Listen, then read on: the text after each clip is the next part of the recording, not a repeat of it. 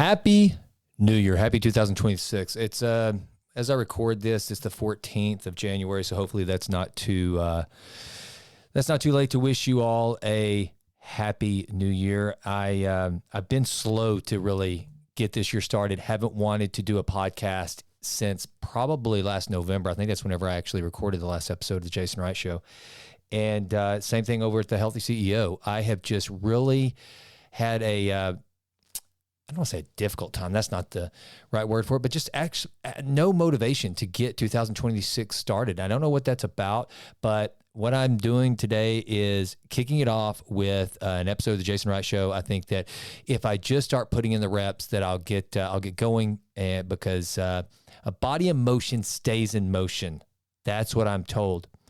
And one of the things that I'm working on, I'm not a resolutions guy. I don't make New Year's resolutions. I just try to have this ongoing continuum of improving on the things that I know I need to improve on, trying to read good books, eat really good, at least 80%, eat really well 80% of the time, exercise, train, be a loving husband, be a good dad, and be a good member of my community. And I just try to always continue to improve upon whatever baseline I happen to be at the moment. I always want to improve upon that. And so I don't really do New Year's resolutions, but one thing that I am doing this year, I'm in the middle of a leadership training called ALA that has been incredibly impactful in a very short period of time. And the thing that it's shown me that I need to really do is flex my superpower this year, which my superpower is essentially loving other people, being an open and loving guy. That is what I have a tendency, like when I walk into a room, I, for whatever reason, know how to make people in the room feel better, feel good. I like to encourage. I love it whenever people share their dreams, their goals, their ambitions, sometimes their hurts, that I can possibly use some of my wisdom that I've gained throughout my life to help them. That's just where that really charges my batteries. The thing that's weird though is I tend to hide myself away from the world. I'm currently recording this episode of the podcast up in my home office, which is a relatively small room upstairs in my home that it's where I spend so much time. It's very quiet. Obviously, I'm alone, and it's not healthy. Rumination is one of the single worst things you can do, and I ruminate a lot. And I always like to say that I'm an extrovert, or excuse me, I'm an introvert disguised as an extrovert, but that's really a bunch of BS. I'm an extrovert. I am, and also I think that one of the things that's helping me kind of accept and come into being an extrovert and being out there and being more relational and trying to build better relationships is the fact that I'm 50 and I know who I am, and I'm finally comfortable with that. It's taken me a long time to get comfortable with who I am for a whole lot of reasons. A lot of mindsets or a lot of beliefs I had for myself were shaped by the adults that were around me, the people that kind of, on one hand, if I was doing the things that they approved of, I was great. If I did anything that they didn't understand or didn't approve of, or just caused them to project on me, man, they brought the thunder pretty hard, and it shaped a lot of my beliefs in myself and the beliefs of who I am. And so I'm shaking all that. I'm comfortable with who I am. And so now that I'm able to say, I actually do love people, I do love being in relationship with people, and I'm going to start trying to nurture more relationships. And I encourage you to do the same.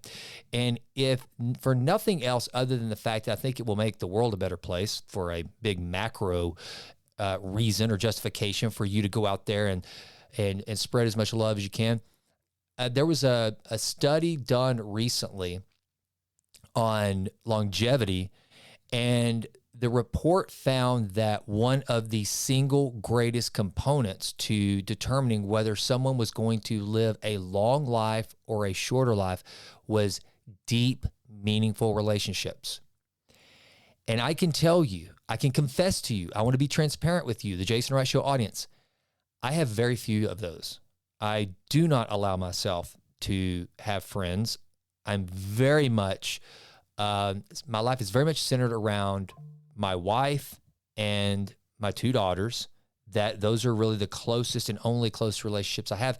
And it's really bizarre. My quote unquote best friends are people that live thousands of miles away from me. They just live way away, so I don't get to see them on an individual basis. So I'm changing that. I am going to start being more relational. And I would encourage you to, and the reason why I bring that up is to just kind of give you a little bit of insight into something I've been contemplating for the new year. And I challenge you to find something, again, not to make some new year, new you. No, it's a new year, but it's the same you. You just get to try to improve upon the you that was around yesterday. And it doesn't matter that 15 days ago or whatever it was, we were still in 2025 and all of a sudden it's 2026, a new year. I get it. I know why people do that. And there's something about the newness of a new year beginning. But the bottom line is every single day can be a New Year's Day for all of us. And every single day is its own blank canvas for us to start putting some strokes to. And so I would just challenge you to take a look at who you were just yesterday, not 2025, just yesterday. What can you improve upon yourself from yesterday that you can bring into today or tomorrow and improve? Did you kind of go off on somebody yesterday that you'd like to have it back, like a do-over?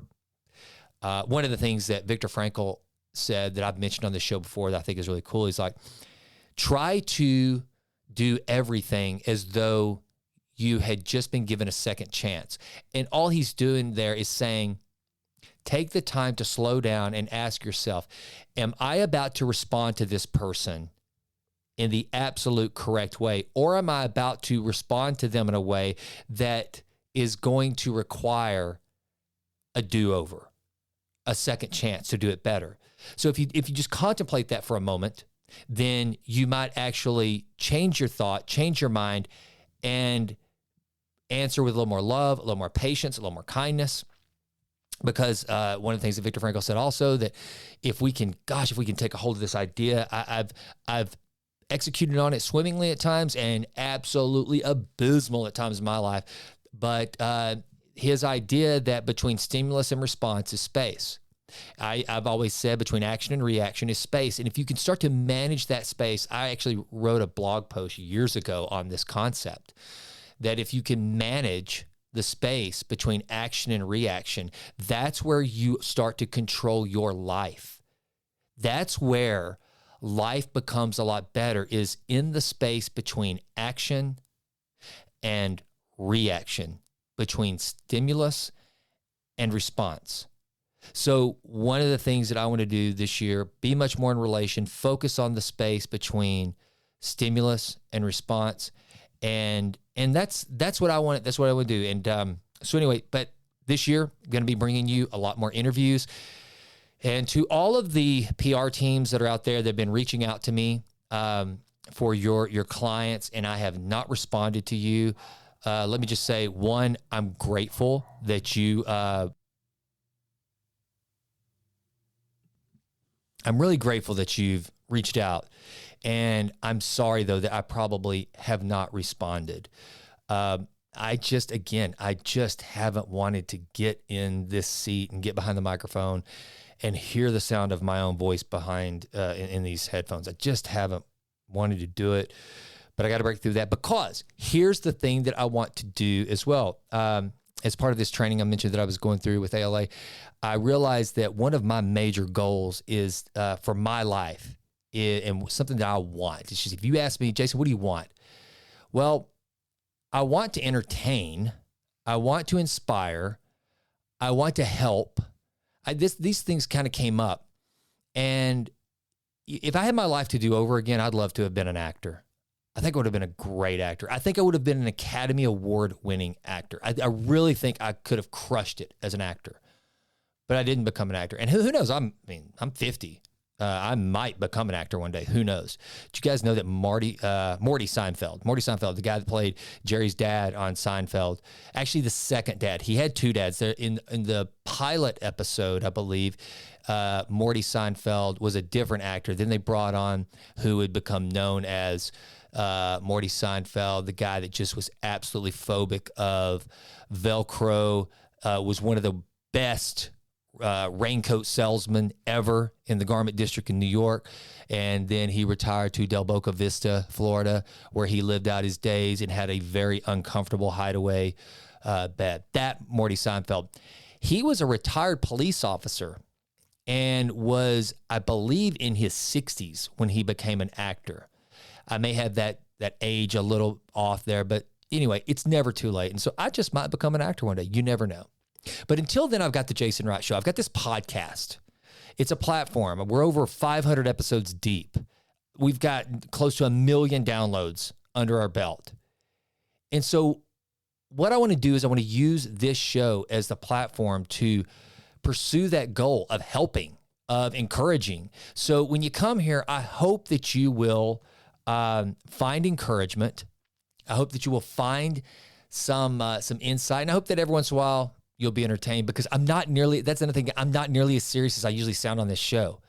If those who know me, go to mine and Jimlin's Instagram account for our children's store, Hot Tots. That's it, Hot Tots on Instagram, HAUTETOTZ. And you will see this guy, Jason Wright, the Improve Always and Always guy, dressed up as Buddy the Elf, acting like a buffoon. I used to do a lot more videos for the store. I need to get back to that because we have a lot of fun with it. But that's who I am. I'm kind of a clown, and I love to entertain.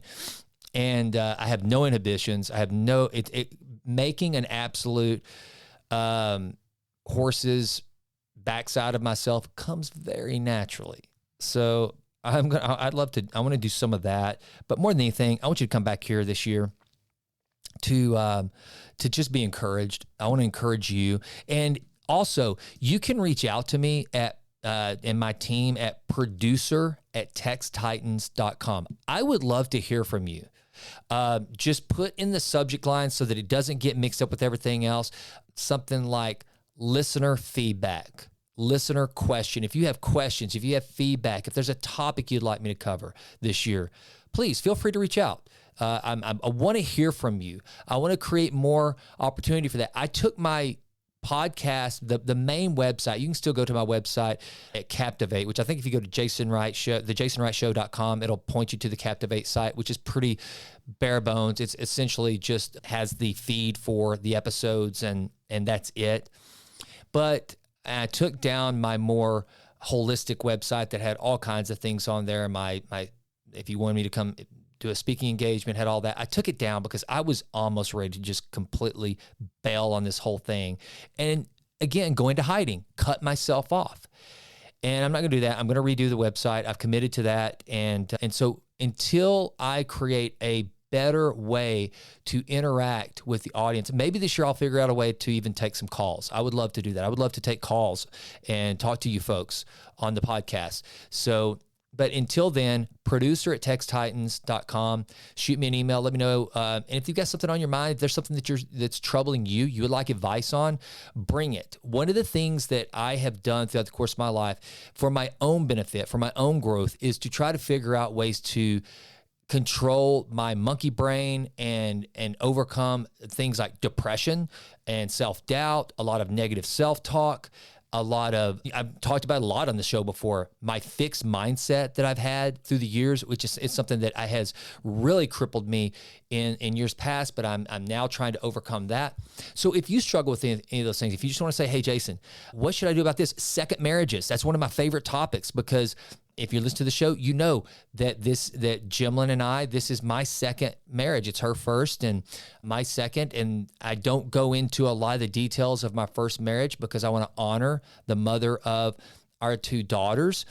But I will be happy to tell you all the mistakes I made, all the things I think I did wrong. I always tell Jimlyn, thank God that I had that first marriage, because it was like special ops training for a husband. And she is such a magnificent, incredible woman. She deserves a husband that has been through some special ops training and is the absolute best version of a husband he could possibly be. And that's it. That's the thing I do better than anything else in this world, is love Jimlyn Wright.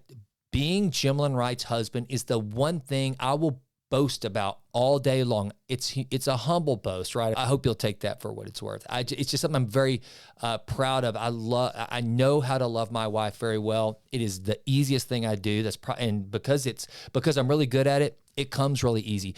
And so I tried to learn from the entire course of my life as a husband, and things that went right, things that went wrong, and same with fatherhood. I think I'm finally to the point where Rylan and Abby they're old enough now. They're 24 and they're 25, and they both turned out fantastic. Now, I don't take a lot of credit for the girls. I tell everybody that, Jimlyn asks me about this all the time. What were the girls like when they were little? And I always say they were perfect. They were absolutely perfect. And she thinks I'm kidding, but really, Rylan and Abby did make the job of parent pretty easy. They were great girls, and they still are great, and they're great young ladies now. And I think that while they've got a lot of life to go at the ages of 24 and 25, I think we can safely say that the parenting part is pretty much over. The last big milestones are weddings. And by the way, I'm paying for my first wedding this year. Holy crap, dads, buckle your freaking wallets. It's about to go for a wild and bumpy ride, fellas. Whoa, man. But nevertheless, so I say all that to let you know that if I can ever answer any questions, especially dads of daughters, I think I am a gold medal girl dad. I love being a girl dad. I love the fact that by God's grace, He inspired in me to know what it meant to make my girls always know they had one man above all else, no matter what the other dudes that would come across their lives, that would come across their paths, they would date and they would meet, whatever, that there was one dude in this world that adored them, loved them, thought they were beautiful, thought they were special, thought they were amazing, and was always there no matter what, no matter how good or bad, that they in their minds thought that they had been or lived life, that there was one man in their life that would never leave them nor forsake them, that would always have their back. And I love being a dad. And I sure as heck love being Rylan and Abby's dad. So if you're a dad out there and you're struggling to communicate with your daughter, I've had those times. I've had to work through them. That hasn't always been easy. I'll tell you what I did. I'll tell you what worked. I'll tell you what absolutely didn't work. So again, producer at TexTitans.com. I wanted to read something to you too, while we're just talking about kind of life and growth and all this. This was pretty amazing. So I did not know that Scott Adams, the creator of the Dilbert cartoon, I had no idea that he had cancer. And I'm scrolling through Instagram and I see this letter that says a final message from Scott Adams. And I go on to read it, and then I did a quick Google search, and sure enough, yesterday, Scott Adams passed away, and he was sick with cancer. And he posted this last note to, I guess, his followers and anyone else. And I was just like, wow, what an amazing thing to do, to know that you're on the way out of this side and headed to the other, and to write a letter. And I think that it made me realize that one of the things that I think I would benefit from, and I'm trying to do, as a matter of fact, a lot of the stuff I told you earlier about the wanting to give more love, to establish deeper relationships, is because I've been thinking a lot about what I want my funeral to be like. And I did a kind of a dedication show. Oh gosh, I guess it's probably been 2 years now, maybe 3. Time flies by so fast for me.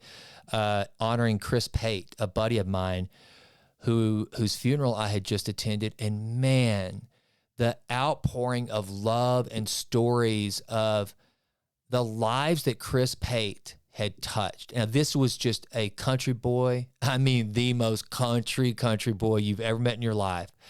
And I think Chris, if I'm not mistaken, he told me he had a 7th grade education.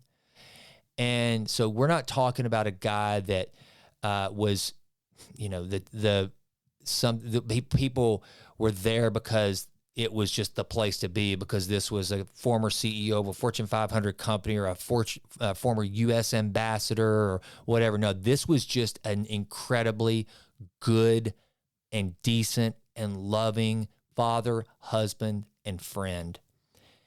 And I remember, of all the funerals I've been to in my life, that was the one that inspired me to go and be a better man and to be a better friend to people. And you know what? I did absolutely nothing with it. I did not start calling more people, texting more people. It was not unusual to just receive a random text from Chris just saying, how's it going? I may not have seen him in 3 years, and all of a sudden a random text from Chris Pate, what's up? And everybody said, I think the pastor asked people, if you just received a random text or a call from Chris Pate, you know, please stand up. And nearly the entire congregation, this church, it was a sizable church that was filled, almost everybody stood up. And I want to go back to that, and I want to be more like Chris Pate. But anyway, I want to read to you Scott Adams' last note. I thought this was really incredible. It reads, a final message from Scott Adams. If you're reading this, things did not go well for me. I have a few things to say before I go. My body fell before my brain. I am of sound mind as I write this, January 1st, 2026. If you wonder about any of my choices for my estate or anything else, please know I am free of any coercion or inappropriate influence of any sort. I promise. Next, many of my Christian friends have asked me to find Jesus before I go. I'm not a believer, but I have to admit the risk-reward calculation for doing so looks attractive. So here I go. I accept Jesus Christ as my Lord and Savior, and I look forward to spending an eternity with Him. The part about me not being a believer should be quickly resolved if I wake up in heaven. I won't need any more convincing than that, and I hope I'm still qualified for entry. With your permission, I'd like to explain something about my life. For the first part of my life, I was focused on making myself a worthy husband and parent as a way to find meaning. That worked, but marriages don't always last forever, and mine eventually ended in a highly amicable way. I'm grateful for those years and for the people I came to call my family. Once the marriage unwound, I needed a new focus, a new meaning, and so I donated myself to the world, literally speaking the words out loud in my otherwise silent home. From that point on, I looked for ways I could add the most to people's lives, one way or another. That marked the start of my evolution from Dilbert cartoonist to an author of what I hoped would be useful books. By then, I believed I had amassed enough life lessons that I could start passing them on. I continued making Dilbert comics, of course. As luck would have it, I'm a good writer. My first book in the useful genre was How to Fail at Almost Everything and Still Win Big. That book turned out to be a huge success, often imitated and influencing a wide variety of people. I still hear every day how much that book changed lives. My plan to be useful was working. I followed up with my book, Win Bigly, that trained an army of citizens how to be more persuasive, which they correctly saw as a minor superpower. I know that book changed lives because I hear it often. You'll probably never know the impact the book had on the world, but I know, and it pleases me while giving me a sense of meaning that is impossible to describe. My next book, Loser Think, tried to teach people how to think better, especially if they were displaying their thinking on social media. That one didn't put much of a dent in the universe, but I tried. Finally, my book, Reframe Your Brain, taught readers how to program their own thoughts to make their personal and professional lives better. I was surprised and delighted at how much positive impact that book is having. I also started podcasting a live show called Coffee with Scott Adams, dedicated to helping people think about the world and their lives in a more productive way. I didn't plan it this way, but it ended up helping lots of lonely people find a community that made them feel less lonely. Again, that had great meaning for me. I had an amazing life. I gave it everything I had. If you got any benefit from my work, I'm asking you to pay it forward as best you can. That is the legacy I want. Be useful, and please know I loved you to the end. Scott Adams. So with that, I'm going to continue to sit behind this microphone. I'm going to continue to do my little podcast, and I'm going to hope that you find it useful. I'm going to try to be useful. And I want you to know that I love you, and I am grateful for each and every one of you, whether you're discovering this show for the first time, if you've listened to it for 8 years, I don't care. I'm grateful, and I hope in some small or maybe even huge way, what my life is producing is useful to you. Thanks for listening. Let's have a great year. I'm Jason. I'm out.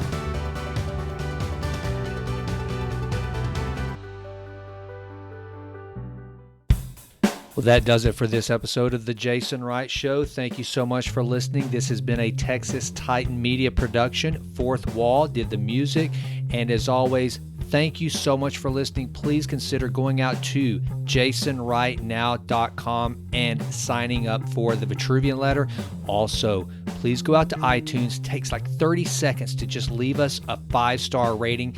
It does wonders for the podcast. I would be so grateful. And with that, until we meet again, go crush it and endeavor to improve always in all ways. I'm out.